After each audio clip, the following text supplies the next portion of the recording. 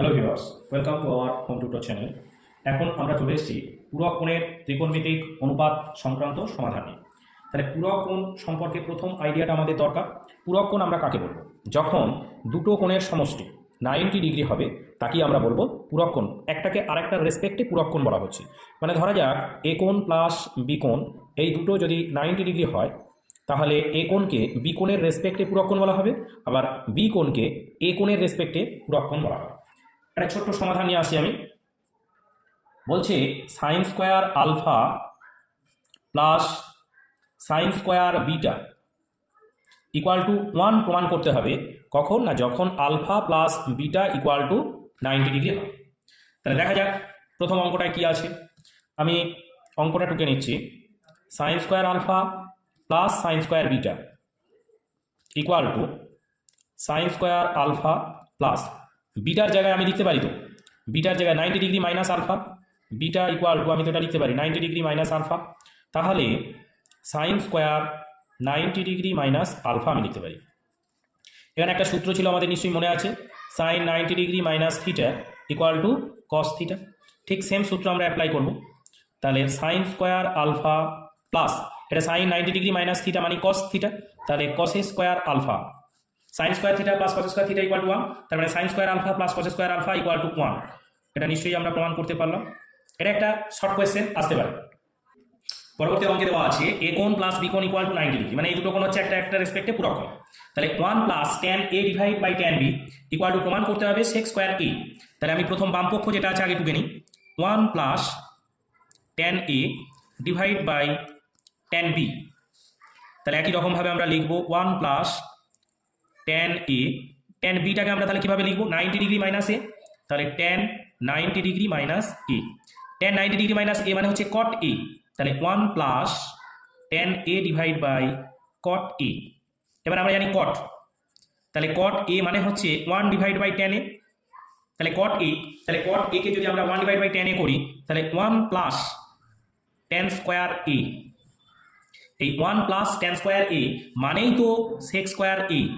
যদি বলা যায় যে কিভাবে এলো, তাহলে এখানে নিশ্চয়ই এই সূত্রটা মনে আছে, sec square theta minus tan square theta equal to 1।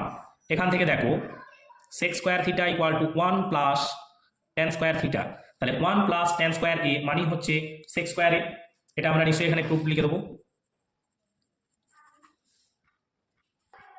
পরেরটা most VVI for upcoming 2026 secondary examination, P কোণ প্লাস কিউ কোণ equal to 90 degree.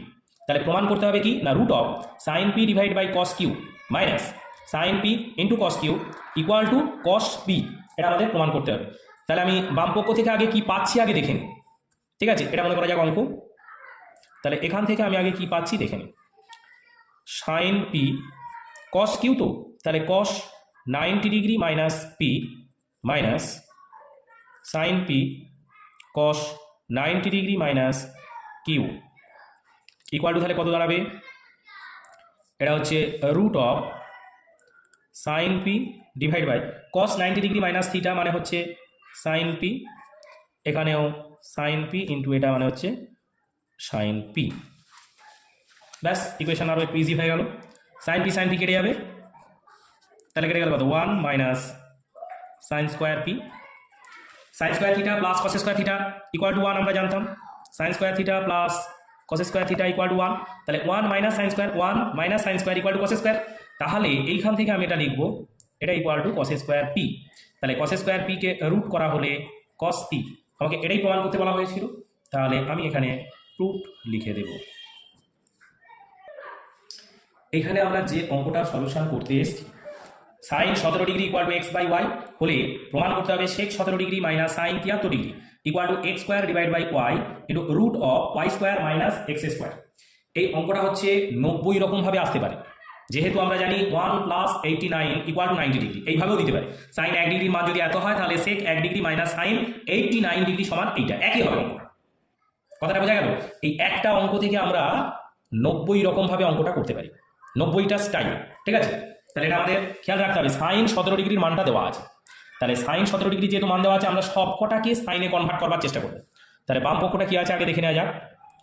Sec 17 degree minus sine 73 degree তাহলে আমরা আগে সবকটাকে কনভার্ট করি। সেক 17 মানে কি না 1/cos 17 degree minus sine 73 degree মানে কি বলেছি 90 ডিগ্রি মাইনাস 17 ডিগ্রি।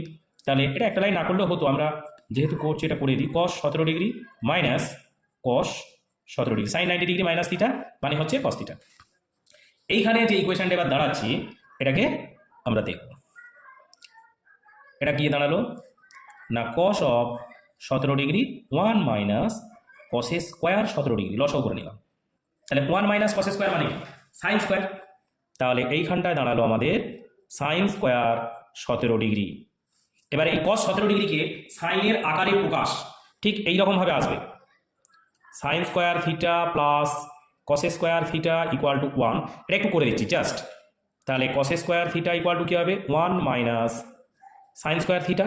তাহলে cos থিটার মানটা কী দাঁড়াবে না root of 1 minus sine square theta. ঠিক এইটাই আমরা লিখব cos 17 ডিগ্রির মান হচ্ছে root of 1 minus sine square 17 degree. তাহলে সবকটা আমি 17 ডিগ্রিতে নিয়ে চলে এলাম।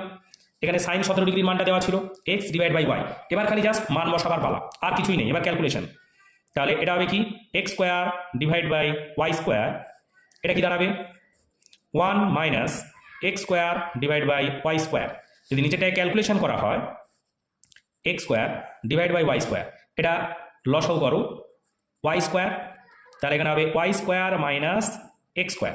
এবার এই ওয়াই স্কোয়ারটা রুটের বাইরে যদি আসে তাহলে একটা ওয়াই হয়ে বেরোবে। তাহলে X square divide by Y square into 1 by Y root of Y square minus X square. তাহলে এখানে কাটাকুটি হলে কি দাঁড়াচ্ছে না এক্স স্কোয়ার ডিভাইড একটা কাটবে, তাহলে একটা পড়ে থাকবে root of Y square minus X square. এটাই তো প্রমাণ করতে বলা হয়েছিল X square divide by Y into root of Y square minus X square. তাহলে আমাদের এখন যে মানটা এসছে কি একই মান তো। তাহলে আমি এখানে লিখবো অতএব এই অঙ্কটা আমরা সলিউশন করতে পারলাম, প্রুভড। তাহলে আজকে আমরা যে 4টে অঙ্ক দেখালাম কিন্তু এগুলো প্রত্যেকটাই 2026 আসন্ন মাধ্যমিক পরীক্ষার জন্য ভিভিআই মোস্ট ভিভিআই